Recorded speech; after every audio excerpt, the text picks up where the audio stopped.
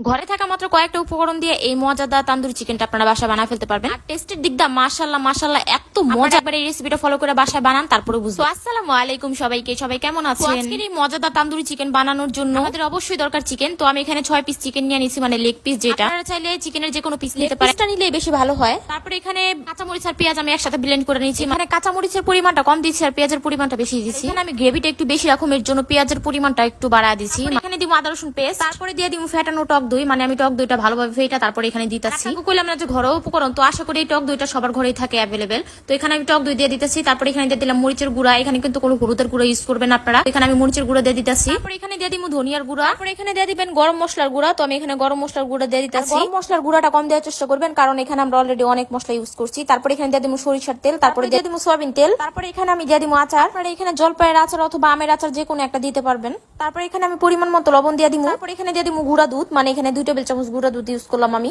তারপরে এখানে দিয়ে দিব ভিনেগার। এখন আমি এটা ভালোভাবে মিক্স করে নিব।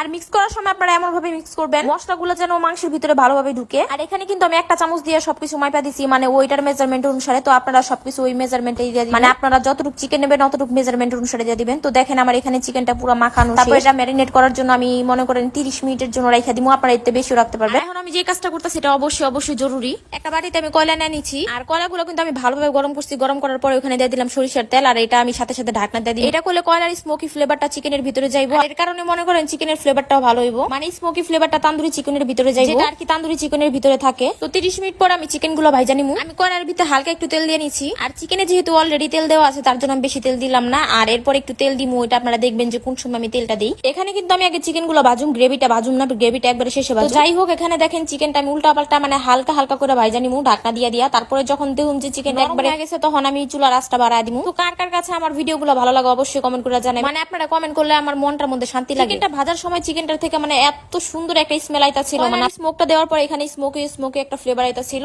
আর হইলো এখানে আচারটা যেহেতু ইউজ করছো ওটার একটা আলাদাই গ্রান আইতা ছিল। তো কথা কইতে কইতে দেখেন আমার চিকেনটা ভাজা শেষ। এখন আমি এটা উঠায় নিব। বারবার কইতেছি আপনারা যদি গ্রেভি পছন্দ না করেন তাহলে আপনারা পেঁয়াজটা একটু কমা দিবেন। তো আমি যেহেতু গ্রেভি পছন্দ করি তার জন্য আমি পেঁয়াজটা বাড়া দিছি। 3 মিনিটে আপনাকে এত মজাদার একটা রেসিপি দিলাম। আপনারা অবশ্যই আমার পেজটা একটা ফলো করে দিবেন, আর আমার ভিডিওটা অবশ্যই শেয়ার করে দিবেন যেন অন্যরাও দেখার সুযোগ পায়। তো এখানে চিকেন গুলো উঠানোর পর আমি এখানে আবার কড়াইতে তেল দিয়ে দিচ্ছি। তারপর এখানে গ্রেভি গুলো দিয়ে দিলাম। গ্রেভি গুলো অনবরত নাড়তেই থাকবেন, নাড়তে দেখবেন সুন্দর একটা কালার আসবো। তো দেখেন একবারে লাল লাল একটা কালার আসছে। তো ওই কালারটা আসার পরে তখন মনে করবেন যে মশলাটা কষা হয়ে গেছে। তারপর এখানে আমরা দিয়ে দিব চিকেন গুলা। ভাই একটা ভিডিওতে এত কথা কওয়া লাগে, মানে আমার মুখটা পুরো ব্যথা হয়ে গেছে। আপনাকে কইতে কইতে আমি মানে নিজে কেমন মানে আমার আর কথা কইতে মন চাইতেছে না। তো যাই হোক, এখানে দেখেন যে গ্রেভি গুলো আমি এখন চিকেনের উপরে দিয়ে দিতেছি। জানি চিকেনের উপরের পার্টটা মানে উপরের স্কিনের মতো যেটা ওইটা কি কয় নাম জানি না, তো ওইটা যেন শুকনা না লাগে। এগুলো উপরে দেওয়ার পরে